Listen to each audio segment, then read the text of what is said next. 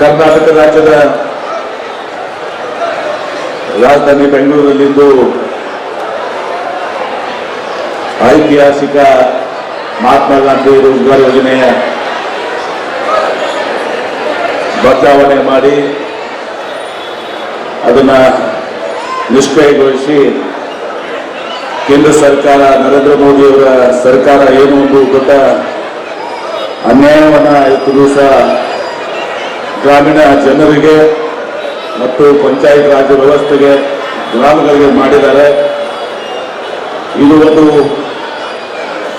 ಬಹಳ ದೊಡ್ಡ ಅನ್ಯಾಯ ಇವತ್ತು ದಿವಸ ಎಸಗಿದೆ. ಇವತ್ತು ಸ್ವತಂತ್ರ ಭಾರತದ ನಂತರ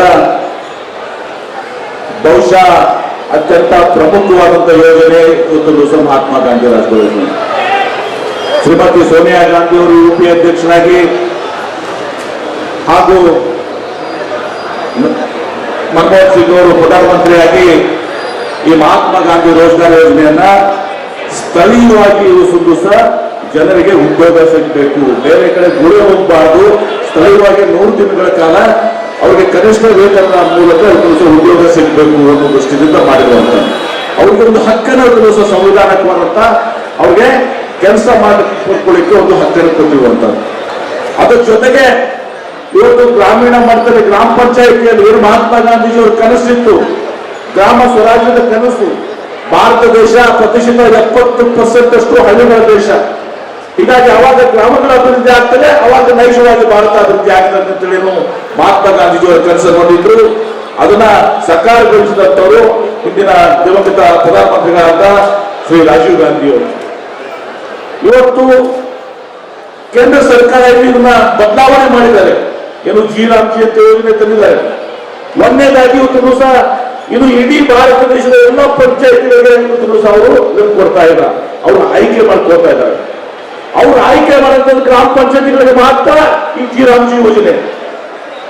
ಎರಡನೇದಾಗಿ ಇವತ್ತು ದಿವಸ ಪ್ರಮುಖವಾಗಿ ಇವತ್ತು ಏನು ಅಲ್ಲಿ ಸ್ಥಳೀಯವಾಗಿ ಗ್ರಾಮ ಸಭೆ ಮಾಡಿ ಇವತ್ತು ದಿವಸ ಅಲ್ಲಿ ಆ ಗ್ರಾಮಗಳಲ್ಲಿ ಶಾಲೆಗಳಾಗ್ಲಿ, ರಸ್ತೆಗಳಾಗ್ಲಿ, ಶಾಲಾ ಕಂಪೌಂಡ್ಗಳಾಗ್ಲಿ, ಶೌಚಾಲಯ ಆಗ್ಲಿ, ಬಾಂಧವ್ಯಗಳಾಗ್ಲಿ, ಕೆರೆಗಳಾಗ್ಲಿ ಇವತ್ತು ನಿರ್ಮಾಣ ಮಾಡಲಿಕ್ಕೆ ಏನು ಸಾಧ್ಯ ಆಗ್ತದೆ ಅದನ್ನ ತಪ್ಪಿಸಿ ಇವತ್ತು ಕೇಂದ್ರ ಸರ್ಕಾರ ಪುರಸ್ಕೃತ ಯೋಜನೆ ಜೊತೆಗೆ ಇದನ್ನ ಹೊಂದಾಣಿಕೆಯನ್ನು ಮಾಡಿದೆ. ಎರಡು ದೊಡ್ಡ ಅನ್ಯಾಯಗಳು. ಸ್ಥಳೀಯವಾಗಿ ಉದ್ಯೋಗ ಸಿಗುವಂತದನ್ನ ಕಿತ್ಕೊಂಡಿದ್ದಾರೆ. ಮತ್ತು ಅವರು ತತ್ವದಲ್ಲಿ ಕನಿಷ್ಠ ವೇತನ ಏನು ಆ ರಾಜ್ಯಗಳಿಗೆ ಅದನ್ನು ಕೂಡ ಎಲ್ಲಿಂದ ಕೂಡ ಸ್ಪಷ್ಟವಾಗಿ ತಿಳಿಯಿಲ್ಲ.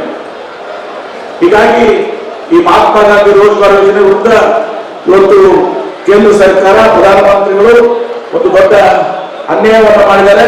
ಇದನ್ನ ಬಹುಶಃ ಗ್ರಾಮೀಣ ಜನರು, ನಾನು ನಿನ್ನೆ ಕೂಡ ಸಿದ್ಧಗಿರಿ ಗ್ರಾಮದಲ್ಲಿ ಹೋಗಿದ್ದೆ, ಒಂದು ಗ್ರಾಮ ಪಂಚಾಯತಿ ಕಟ್ಟಡದ ಉದ್ಘಾಟನೆಗೆ. ಅಲ್ಲಿಯ ಸದಸ್ಯರು ಜನತೆ ಹೇಳ್ತಾ ಇದ್ರು, ಮಹಾತ್ಮ ಗಾಂಧಿ ಇರ್ತಿದ್ರೆ ನಮ್ಮ ಪರಿಸ್ಥಿತಿ ಏನಾಗ್ತಾ ಇತ್ತು ಅಂತ. ಹೀಗಾಗಿ ಇವತ್ತು ನಮ್ಮ ಹೋರಾಟ ಏನಿದೆ, ಇವತ್ತು ಮೊದಲು ಮಹಾತ್ಮ ಗಾಂಧಿ ರೋಜ್ಗಾರ್ ಯೋಜನೆ ಮುಹೂರ್ತ ಏನಿತ್ತು ಅದನ್ನು ಯಥಾವತ್ತು ಮತ್ತೆ ಇವತ್ತು ಜಾರಿಗೊಳ್ಳಬೇಕು, ಇದು ಜೀರಾಮ್ಜಿನ ಹಿಂಪಡ್ಕೊಳ್ಬೇಕು ಅಂತ ಹೇಳಿ ನಮ್ಮ ಕಾಂಗ್ರೆಸ್ ಪಕ್ಷ ದಿಲ್ಲಿಯಿಂದ ಹಳ್ಳಿವರೆಗೆ ನಾವು ಇವತ್ತು ಹೋರಾಟವನ್ನು ಮಾಡ್ತಾ ಇದ್ದೀವಿ. ಮೊದಲಿನಲ್ಲಿ ಕಾಂಟ್ರಾಕ್ಟರ್ಗಳ ಒಂದು ಪಾತ್ರ ಇರಲಿಲ್ಲ, ಈಗ ಕಾಂಟ್ರಾಕ್ಟರ್ಗಳು ಸೇರಿಸಿದ್ದಾರೆ. ನಾಳೆ ಕೇಂದ್ರ ಪುರಸ್ಕೃತ ಯೋಜನೆಗಳಿಗೆ ಎಲ್ಲಾದ್ರೂ ನ್ಯಾಷನಲ್ ಹೈವೇ ಮಾಡ್ತಿದ್ರೆ ನಮ್ಮ ಹಳ್ಳಿಗೆ ನಾವು ನ್ಯಾಷನಲ್ ಹೈವೇ ಕೆಲಸ ಮಾಡಬೇಕು, ಅಂದ್ರೆ ಕಾಂಟ್ರಾಕ್ಟರ್ ಹತ್ರ ಕೆಲಸ ಮಾಡಬೇಕು. ಮೊದಲು ಒಂದು ದಿವಸ ಕೂಲಿ ಕಾಂಪೋನೆಂಟ್ ನಲ್ಲಿ ಇವತ್ತು 100% ಕೇಂದ್ರ ಸರ್ಕಾರ ಕೊಡಬೇಕಾಗಿತ್ತು. ಈಗ ಅಲ್ಲಿ 40% ಕೊಡಬೇಕು. ಮಟೀರಿಯಲ್ ಕಾಂಪೋನೆಂಟ್ ಕೂಡ ನಾವು 40% ಕೊಡಬೇಕು. ಕೇಂದ್ರ ಪುರಸ್ಕೃತ ಯೋಜನೆ ಇವ್ರು ಮಾಡುವಂತ ಯೋಜನೆಗಳಿಗೆ ರಾಜ್ಯ ಸರ್ಕಾರ 40% ಕೊಡಬೇಕು. ಆಯ್ತು ಕೊಡೋಣ, ಆದ್ರೆ ಅದರಿಂದ ಲಾಭ ಏನು? ಸ್ಥಳೀಯವಾಗಿ ಉದ್ಯೋಗ ಸಿಗ್ತದ? ಇಲ್ಲ.